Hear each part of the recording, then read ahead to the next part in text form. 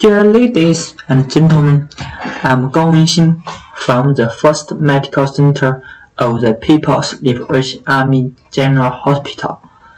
I'm sorry that I was unable to attend the meeting due to factors such as time and geography. However, I'm grateful to the organizing committee of the conference for giving me the opportunity to share our team's research online. The subject of my presentation today is the association between body roundness index and colorectal cancer risk, a cross-sectional study.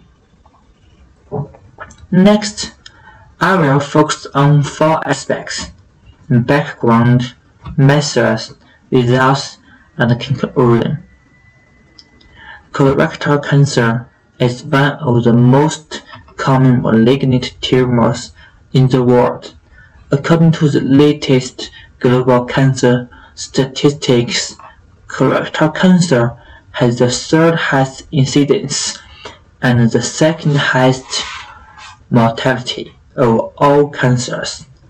The global colorectal cancer has added nearly 2 million people and nearly 1 million deaths every year, placing a huge financial burden on healthcare. The progression of colorectal cancer is a long-term dynamic process influenced by genetic, environmental, and behavioral habits. Obesity is a very important risk factor for colorectal cancer. A new systematic review showed that obese individuals had a 30% higher risk of colorectal cancer than normal individuals, as shown on the left. Moreover, due to the increasing prevalence and overweight and obesity around the world, obesity is gaining weight among the risk factors for colorectal cancer, as shown in the figure on the right. Obesity as a chronic disease state is closely related to the development of a variety of diseases and has been increasingly valued. Obesity can lead to the development of multiple cancers. The relationship between obesity and colorectal cancer has long been proven that obesity, especially visceral adipose tissue, can be involved in various pathological processes in the development of colorectal cancer. The main mechanisms are adipose tissues secrete cytokines and adipokines, insulin resistance, chronic inflammatory state throughout the body, lipid peroxidation, and so on. While adipose tissue can also affect the body's immune system and regulate a variety of cancer-related signaling pathways. The body roundness index was first proposed in 2013 and compared to other obesity indices, it can better reflect height-related body roundness, more accurate assessment of body fat rate, and visceral fat content. To date, there have been several literature reports on the well-predicted risk of obesity-related diseases, such as cardiovascular diseases, diabetes, metabolic syndrome, psychological illness. However, there are few current studies on the correlation between body roundness index and obesity-related cancers. Based on this, our research mainly aims to explore the correlation between the risk of body roundness index and colorectal cancer, and to compare the ability of body roundness index and traditional diseases to predict the risk of colorectal cancer. The National Health and Nutrition Examination Survey is a program of study designed to assess the health and nutritional status of adults and children in the United States. The survey is unique in that it combines interviews and physical examinations. The National Health and Nutrition Examination Survey interview includes demographic, socioeconomic, dietary, and health-related questions.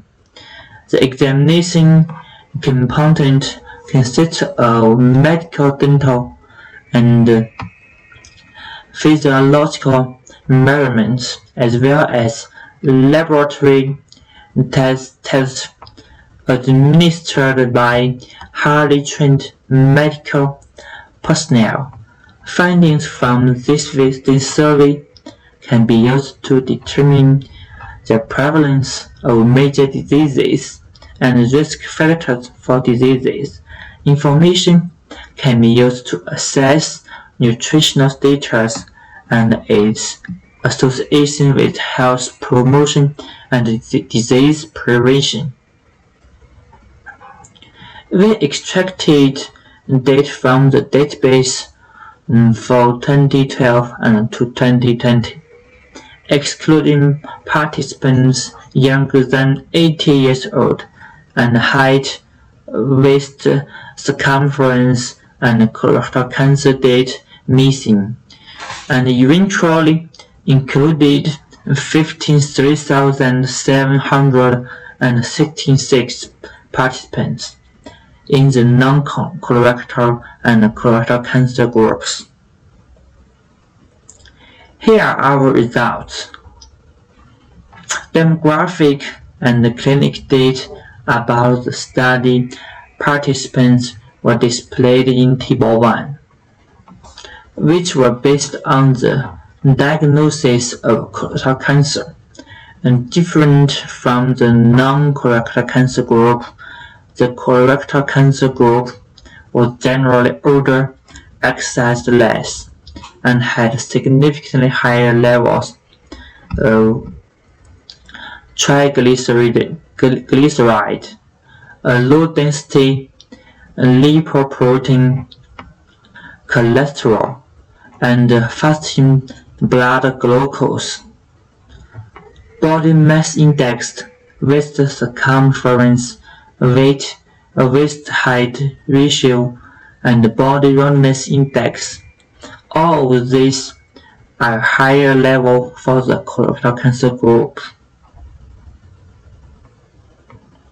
Followed by a correlation analysis between body roundness index and colorectal cancer risk using progressively adjusted multivariate regression.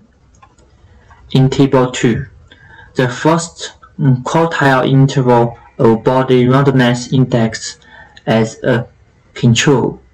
In general, a body roundness index was positively correlated with colorectal cancer risk in Model 1, and colorectal cancer risk increased with increasing body roundness index. In Model 2, body roundness index was statistically significant only when it was higher values. Then all confounders were adjusted for Model 3. Body roundness index remained correlated with the risk of colorectal cancer.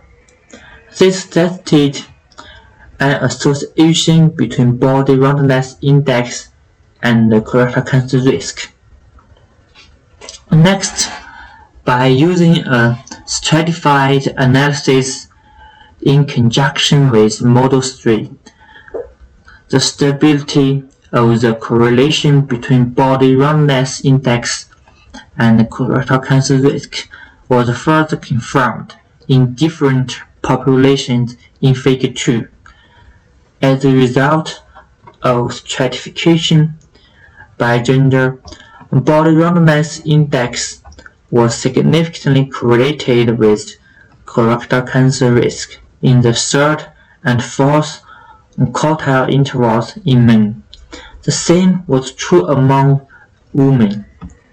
In stratified analysis, by whether or not they exercised, a significant mounting in association between colorectal cancer with body roundness index in those who did not exercise.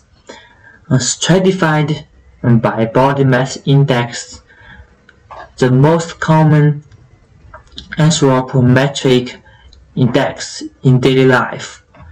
The risk of colorectal cancer is elevated with mounting body roundness index, especially in participants with a body mass index of 25 to 30 and body mass index greater than 30.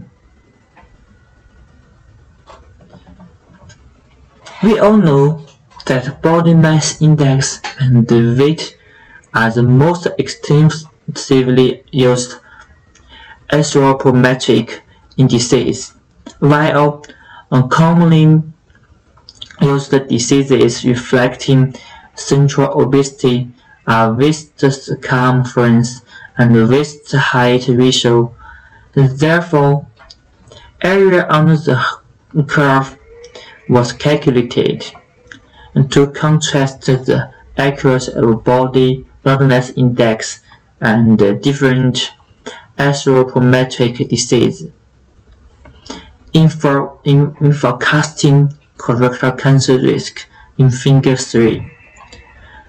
In our study, body roundness index performed better than other indices. The area under the curve was 0.623. The optimal cutoff value for body roundness index was 4.9922. It can be seen from our study that obesity is closely related to the risk of colorectal cancer. As a measure of the degree of abnormal fat deposition, body roundness index can predict risk of colorectal cancer to some extent.